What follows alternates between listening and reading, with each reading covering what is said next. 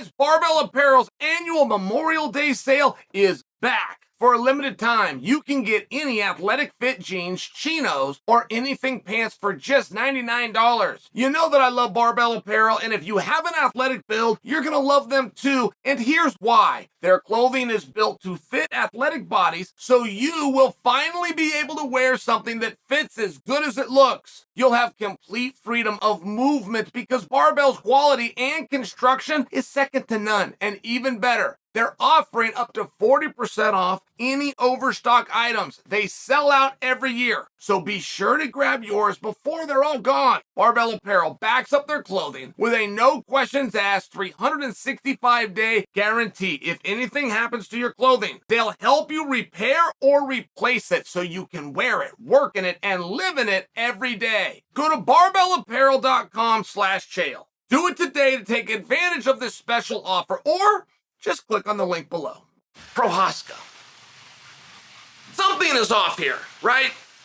And why is nobody pursuing it? Generally, when something is off, anywhere in life, any kind of a news story, people can smell it. It doesn't feel right. It just doesn't pass the taste test. And you start to pursue it and you start to follow it, and that's not happening with Prohaska. Now, I just want to explain. Jamal Hill is possibly the most exciting new champion in half a decade. And I could not put him in fairness in front of Francis. The night that Francis captured the belt, Stephen A. Smith even referred to it as possibly the biggest event in the history of the UFC.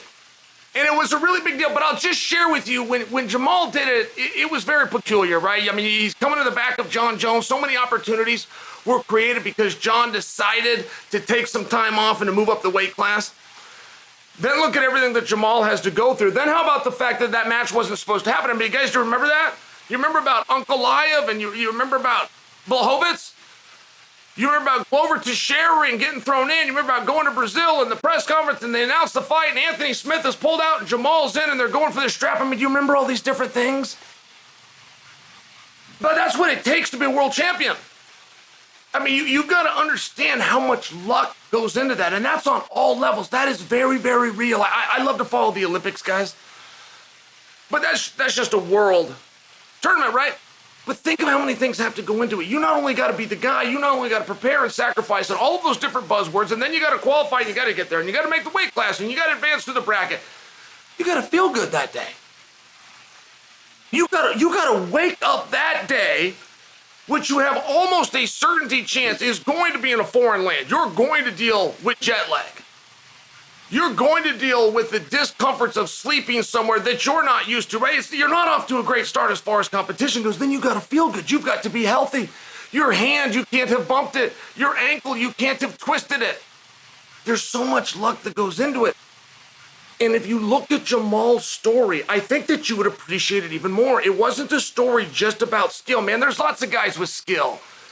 And it wasn't just a story about a guy who worked hard, who had some courage. It's not. There's more to it.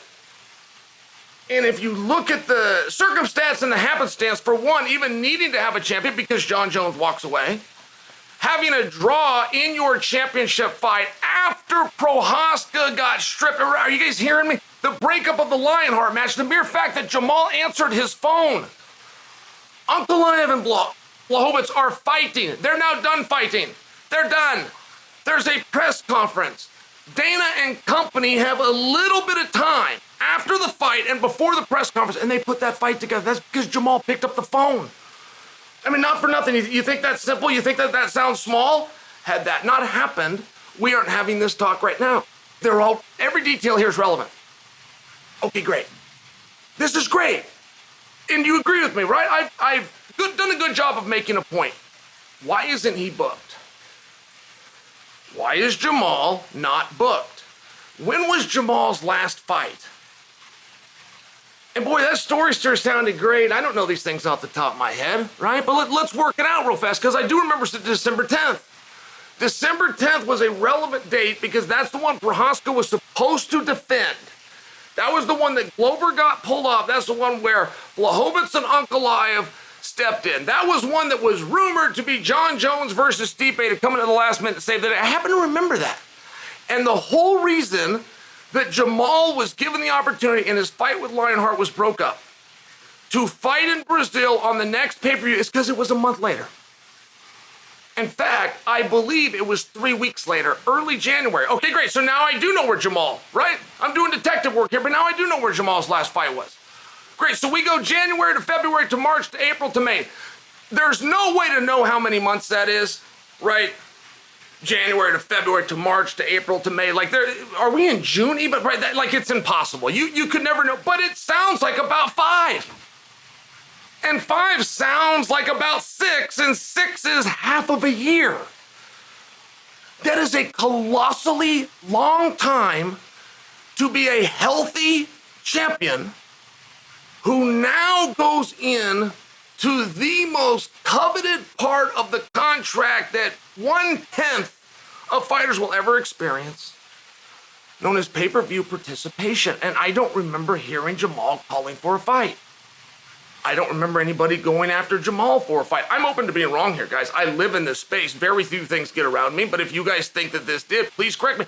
I don't remember hearing of this, and I also don't remember reading that Jamal was hurt.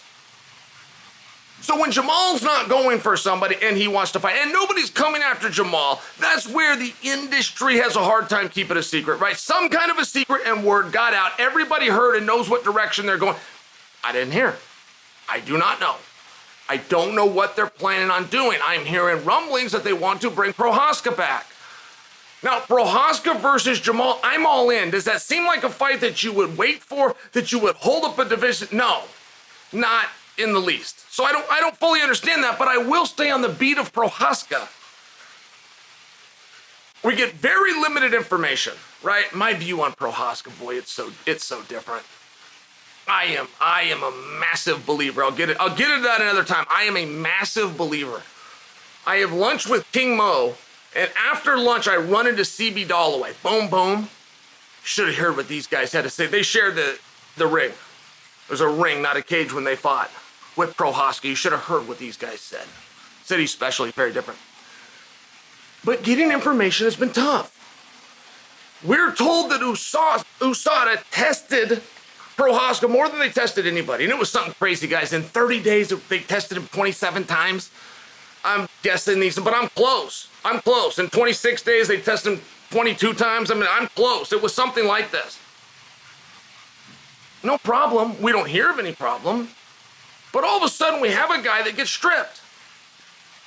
And I probably could have left well enough alone, but it was the fans insisting he wasn't stripped that he vacated. That's not true. But people wanted that to be part of the story. That's the only reason I keep looking in that direction. Go, oh, okay. We got some kind of cover going on, because that's not true. But many people believed that it was. So if we got that kind of cover on, what else do we have? Are they tied together? To take the belt off of a guy because there was some kind of a doctor saying his shoulder is so bad, and the guy himself saying, no, it's not. It's weird. It's rare. And those policies don't have a lot of precedence. You can move within them pretty fluidly. You're probably not going to run into an environment like Dominic Cruz has. Dominic Cruz, to remind you guys, kept the strap 3.5 years without defending. But it was terrible what he was going through. He's doing everything right. And the industry knew this. I'm just sharing with you. 3.5 years you're probably not going to get. But when you're talking about Prohaska and taking the belt off him instantly for an event that's in a number of weeks, then putting it back up a number of weeks later, you're doing that simultaneously with holding the heavyweight division up where Francis has an ACL. And that's a little bit more rare, right? You may not be able to go all the way back to Dominic Cruz. What was this, 2012, 2013? You might not be able to do that, but you most certainly could take a look one weight class up, running simultaneous and concurrent. So it's weird. That's all I'm offering you.